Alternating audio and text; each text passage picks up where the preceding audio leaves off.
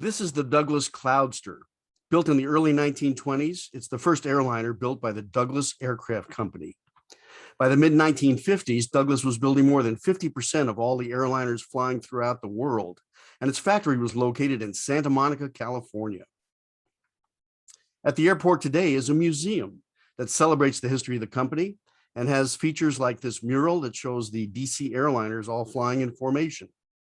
We're going to tell you about this museum in Celebrating Aviation with Mike Mashat. The Museum of Flying is located in Santa Monica. It was closed for the past year and a half due to COVID restrictions, and we're excited to announce that the museum is reopening.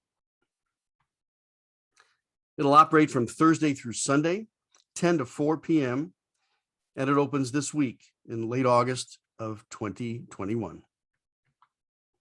I'm honored to serve as the curator and historian for the Museum of Flying, and I'd like to share some of the features of the museum and tell you about its history right now. The story begins in 1921 with the formation of the Douglas Aircraft Company. Mr. Donald Douglas, seen at upper right in the cockpit of the Cloudster, really set the stage and set the pace for Southern California aerospace in the early 1920s. In 1924, the operation had moved from a warehouse in downtown LA to Santa Monica Airport, and the Douglas World Cruisers set out for a round-the-world flight, the first time that it had ever been done.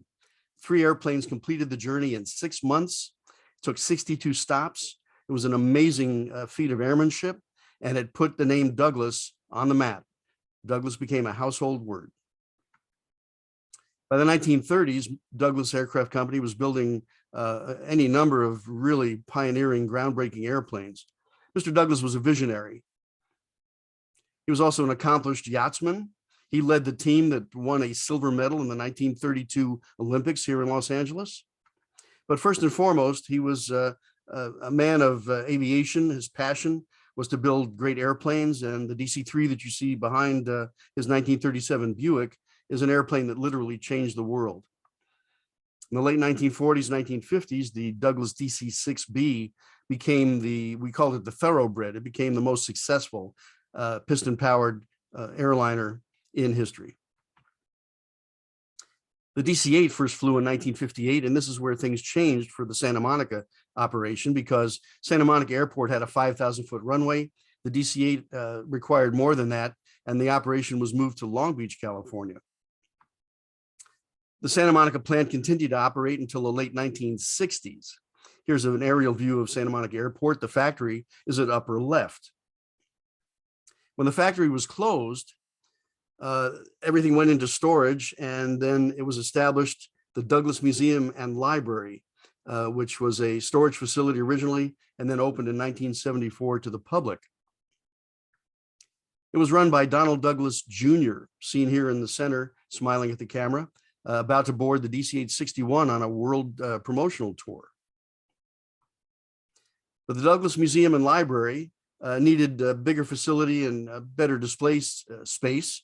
And so working with Santa Monica businessman David Price, Donald Douglas Jr. Formed the charter for the museum, and the Museum of Flying was established on the north side of the airport and opened in 1989. This facility operated until 2003. And in 2012, a new museum on the south side of the airport opened, and that is our museum, which operated from 2012 to present day. Here's a picture of me and my wife, Sherry, standing in front of the museum's North American F-86 Sabre. We have all sorts of exhibits on aviation nostalgia and aviation oddities, such as the Road Air. This is a machine that was built in Florida and came to our museum. And did it ever fly? It's a flying car. Did it work? Come on down to the museum and read the story and find out.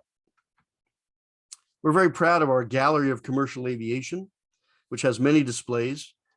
We talk about groundbreaking airplanes in history and very heavy focus on Southern California aerospace.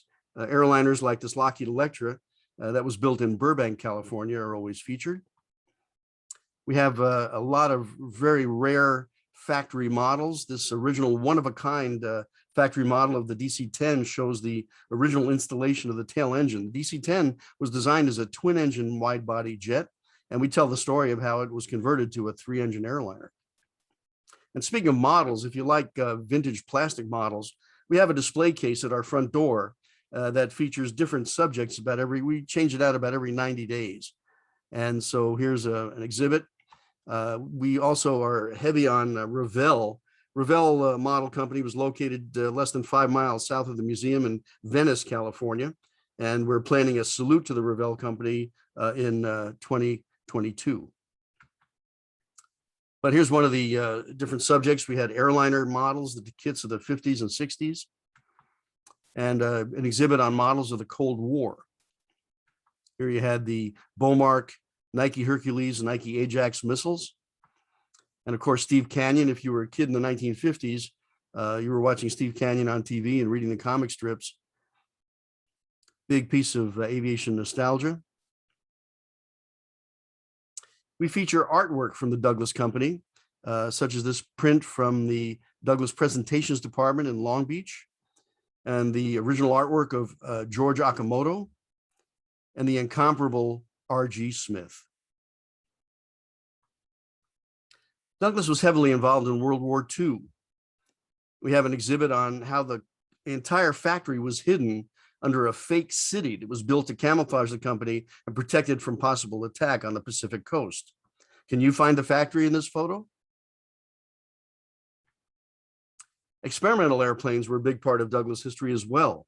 We have some interesting artifacts and photos from Douglas's experimental flight test aircraft. And the X-3 Stiletto was built in Santa Monica. That's Hangar 1 in the background. And Hangar 1 was located directly across the runway from where the museum is located today. Speaking of the original factory, we have furniture. This is Mr. Douglas's original drawing board from the 1920s with original art. And we have the 1953 boardroom table. This is an iconic piece of furniture, and more than 3,000 airliners were sold from this table.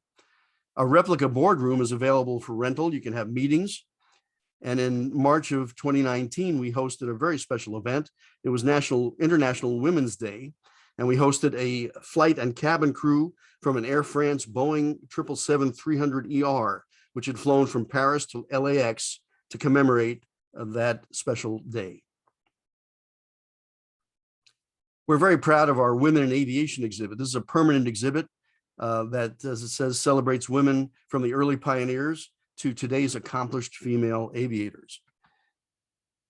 It's interesting to think that women in the beginning of aviation were the seamstresses that sewed the fabric onto the wings and fuselages of all the early airplanes. Notice the ad here: pleasant surroundings and an ideal chance to spend the summer on Lake Keuka.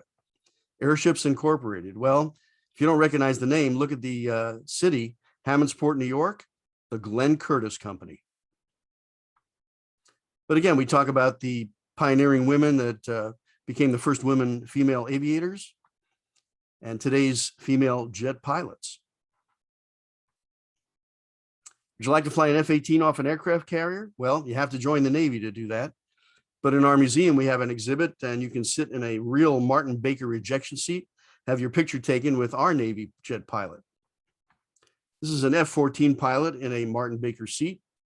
We also feature the Navy survival vest, and we talk about all the components that keep pilots safe. A favorite with the kids is the shark repellent. The museum is ideally located. It's close to freeways and the city of Santa Monica. We have a restaurant right next door, and it's ideal for events. If you'd like to book an event, check the website, and it has all the details. In August of 2019, we hosted the first Aviation Expo, which was a tremendous success. It was an all-day aviation swap meet. We had 75 tables and quite a crowd. And if it was anything to do with airplanes, you would find it in that room. It was really a lot of fun. We hope to do it again in 2022. I'd mentioned the World Cruiser, and we have a whole display on the cruiser. We have maps, this beautiful large-scale model, and actual artifacts that were taken from the trip around the world. Those are in display cases that you'll see. And I mentioned murals. I was honored and quite privileged to paint 3 murals for the museum. This is called Fly Douglas, the DC airliners. This is called Fly Navy, which showed all the Douglas Navy products built in El Segundo on the carrier USS Forrestal. And Record Breakers, which showed the Sky Streak, Sky Rocket, and Stiletto built in El Segundo and Santa Monica. And oh, we're so excited. This is going to be a new exhibit coming, we hope, in the next few months. A fully restored rotorway Exec 162 helicopter. It's built from a kit restored by our volunteer crew, and it features a fully instrumented and fully detailed cockpit with operating controls. And you're going to be able to see the difference between flying a helicopter and flying an airplane. And again, we hope to have this installed before the end of the year. So there you have it, a look at the Museum of Flying. We invite you to come down and take a look at our displays, and we hope to see you there sometime soon.